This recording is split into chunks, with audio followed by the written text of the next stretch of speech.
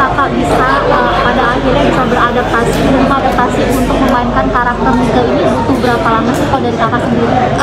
Alhamdulillah aku dikasih kesempatan sama Kak Haris sekitar setengah tahun, selagi lagi nunggu proses produksi juga ya, karena kan pastinya itu nggak gampang.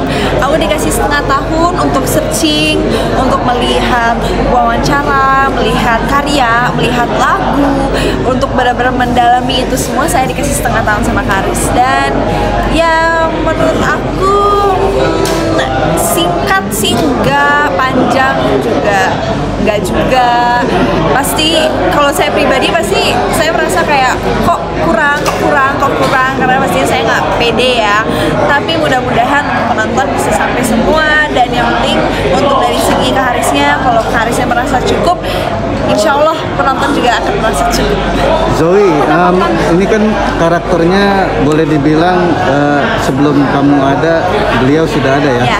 Artinya mempelajari seperti apa sih sosok almarhum Nika Albi Rasadil? Kebetulan saya memang tahu ya sosok almarhumah sebelumnya, karena memang udah di eranya Mama. Jadi udah sangat familiar dengan lagunya dan siapa dia gitu. Jadi nggak begitu kaget pas dikasih tahu. Jadi waktu dengar lagunya juga nggak kaget gitu. Apalagi tentang soal fashionnya juga nggak kaget ya. Apalagi karena itu sangat trending sekarang. Jadi mungkin untuk masuk dari segi style, untuk segi gaya nggak begitu susah kebanding hal-hal yang lain.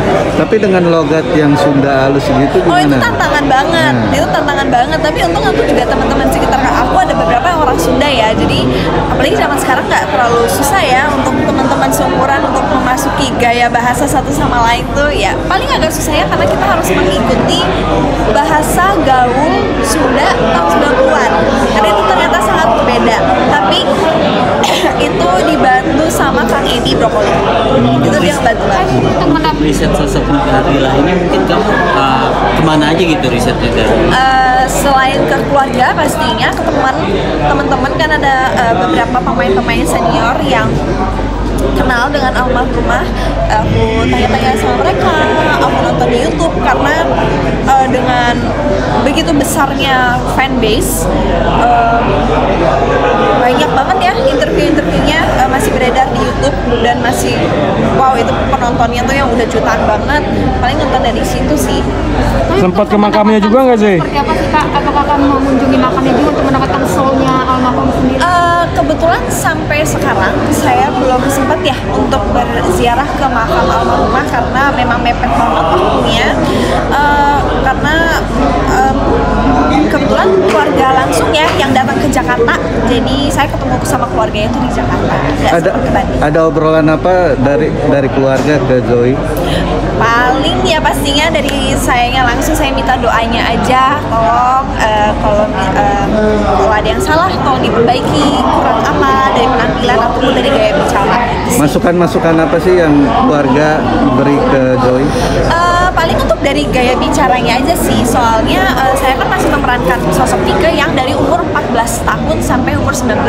Tapi di episode 3 episode pertama ini kita bisa lihat aku yang memerankan sosok Nika 14 ke 16. Jadi gaya bicaranya itu yang masih cuek, tipikal anak SMP ke SMA gitu sih. Banyak juga fans dari Kak Nika yang bilang kalau Kak Zoe itu mirip sekali dengan Kak Nika. Ini seperti apa sih menanggapi? Bangga sih pastinya, bangga banget karena aku dimiripin sama sosok yang sangat legendaris, yang sosok yang sangat spesial di mata orang.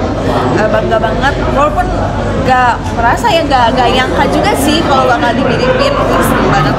Maksudnya siapa sih yang menguatkan? Sempat menolak gitu. Tapi kenapa dari awal kamu sempat menolak peran ini gitu? Karena ya pastinya nggak berani dan nggak pede ya. Mungkin kalau bisa tanya ke orang lain, kira-kira mereka sendiri berani nggak ya untuk mengambil proyek tersebut? Maksudnya siapa sih yang menguatkan? Katanya kan sempat stres, sempat pusing, itu siapa yang menguatkan sama Pak syuting?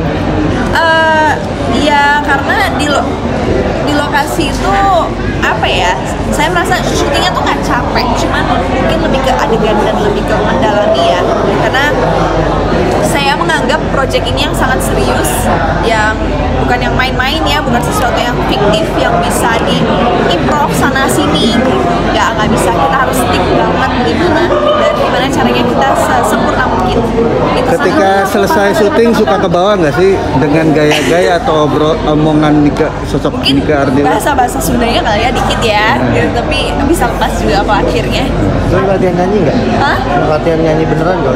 Nggak sempet karena kita udah mepet banget waktunya dan aku lebih fokus untuk gimana mimik. Karena kata Kak Haris, yang penting mimik aku dan body language aku udah mirip, pasti nanti ke bawah juga di nyanyinya. Nah, mimik dan body language yang paling khas dari Nika apa setelah melakukan itu? Paling Nika anaknya, Teh Nika lumayan pecicilan ya, yang suka very apa sih kalau bahasanya ya, happy go lucky gitu loh, yang selalu ceria gitu. Gimana caranya aku juga begitu. Beda banget nggak sama kamu sendiri? Ada kemiripan tapi ada perbedaan juga. Mungkin ada beberapa hal yang aku bisa relate, apalagi dari segi umur ya. Aku ya ABG kan gitu. Kamu habis ambil ini langsung liburan dulu nggak? Karena stres banget karena tadi sempat ganggu liburan juga. Lumayan, aku sebulan setengah aku nggak syuting sama sekali untuk istirahat. Tapi kamu kepikiran gak sih kalau bakal nanti identik Nika Ardila gitu depannya gitu? Gak tahu juga sih, belum pernah kepikiran. Tapi sampai potong rambut pendek gak? Karena kan Nika kan juga ada momen rambut pendek. Kita lihat aja nanti. Cukup itu jadi surprise untuk penonton.